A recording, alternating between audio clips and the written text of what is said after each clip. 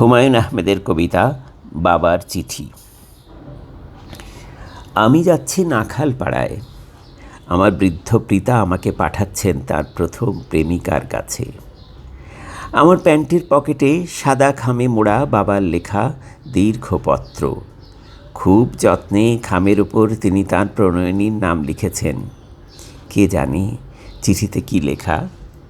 তার শরীরের সাম্প্রতিক অবস্থার বিস্তারিত বর্ণনা।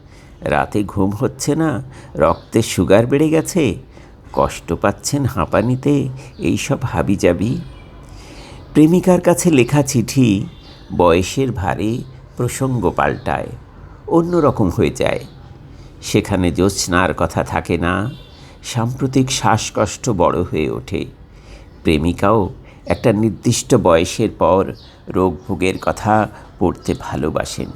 চিঠি পড়তে পড়তে দরদে গলিত হন। আহা, বেচারা ইদানিং বড্ড কষ্ট পাচ্ছে তো।